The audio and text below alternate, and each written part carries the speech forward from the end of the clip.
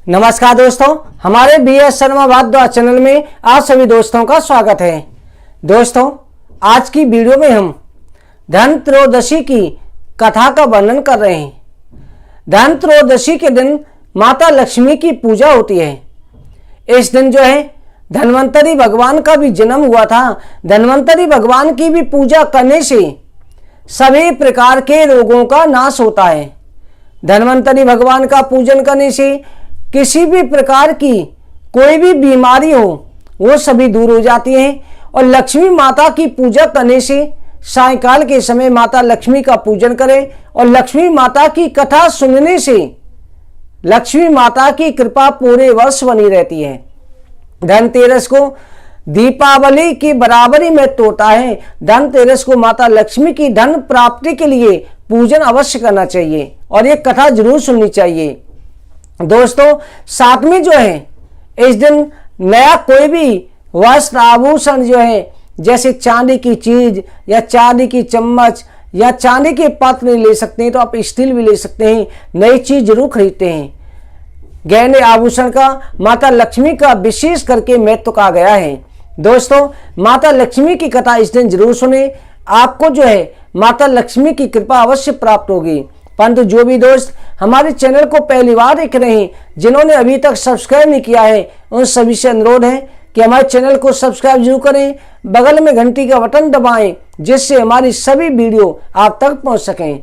दोस्तों, अब हम कथा प्रारंभ करते हैं। बोलो माता माँ लक्ष्मी की जय, बोलो धन्वंतरी भगवान की जय। दोस्तों, सतयुग की बात है।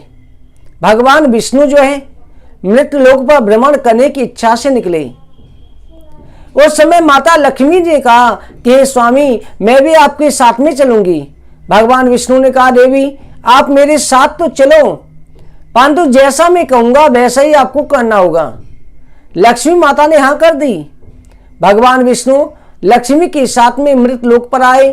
भ्रमण करते हुए एक जगह लक्ष्मी माता को कहते हैं कि हे देवी, मैं दक्षिण दिशा को जाता हूं, आप यहीं पर रहना, दक्षिण दिशा को मत आना और मेरे बिना कहे तुम कुछ करना भी मत। माता लक्ष्मी ने हाँ कर दिया। अब भगवान विष्णु जो है दक्षिण दिशा को चले गए। माता लक्ष्मी के मन में एक कौतूहल हुआ। स्त्री के स्वभाव बस ये होता ही है कि मेरे स्वामी दक्षिण दिशा को गए, मुझे जाने से मना किया है। दक्षिण दिशा में ऐसा क्या है जो स्वामी वहां पर गए हुए हैं और मुझे मना कर रहे हैं। लक्ष्मी माता भी पीछे पीछे चल दी। थोड़ी दूर जाने पर लक्ष्मी माता ने देखा कि सरसों के खेत खड़े हुए हैं।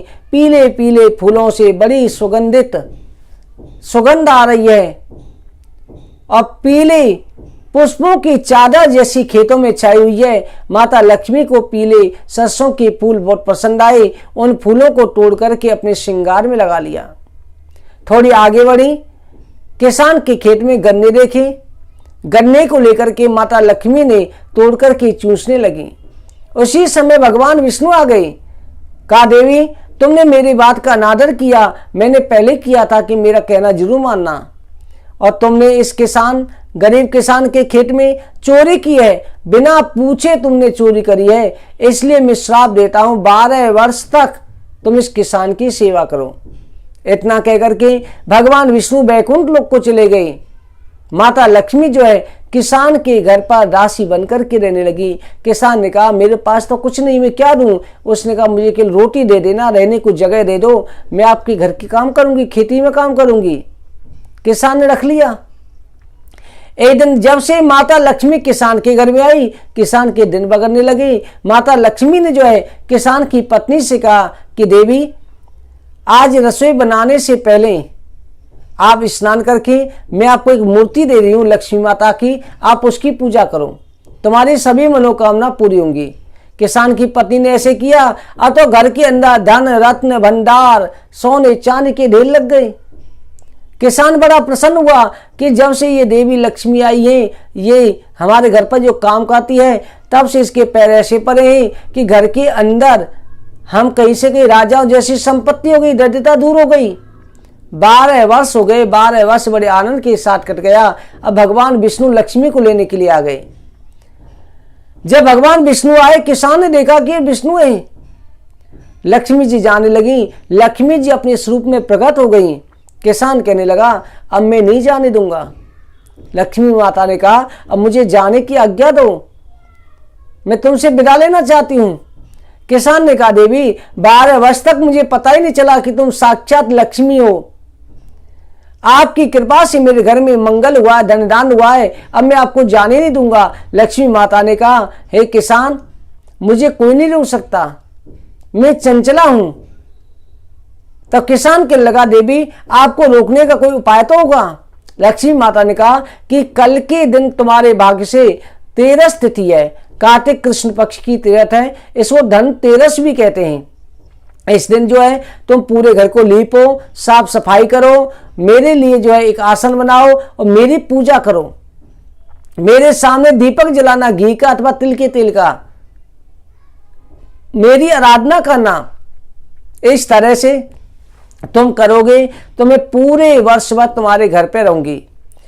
और एक पात्र जो है पीतल का अथवा तांबे का सिक्कों से भर करके जरूर रखना। उसी पात्र में मैं निवास करूंगी, तुम्हें दिखाई नहीं दूंगी, पर तुम्हारे घर में रहूंगी। किसान ने ऐसा ही किया। किसान ने किया, किसान के घर में धन की बरकत होने लगी और लक्ष्मी माता उसी समय 10 दिशाओं में फैल गई, दीपकों की रोशनी में फैल गई, चारों तरफ संसार पर कृपा करने लगी।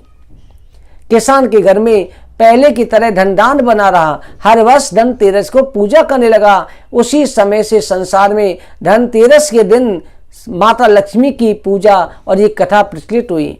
इस कथा को जो सुनता है, माता लक्ष्मी की कृपा उसके ऊपर जरूर बनी रहती है। आप सभी को जो है धनतेरस पर माता लक्ष्मी का सायंकाल के समय पूजन अवश्य करना चाहिए। माता लक्ष्मी के सामने जो दीपक जलाएं उसमें मोली की बत्ती होनी चाहिए। यहां तक है कि धनतेरस को त्रयोदशी के दिन 13 दीपक जलाने चाहिए माता लक्ष्मी के सामने एक, बाकी और दीपक कहीं तुलसी पर, नाली पर, चौराहे पर, छत पर, पीपल के पेड़ के नीचे, भगवान की फोटो के आगे इस तरह से जला देने चाहिए। इस प्रकार से आप माता लक्ष्मी की पूजा करें। माता लक्ष्मी कृपा दृष्टि आपके ऊपर बनी रहे। बोले लक्ष्मी माता की जय।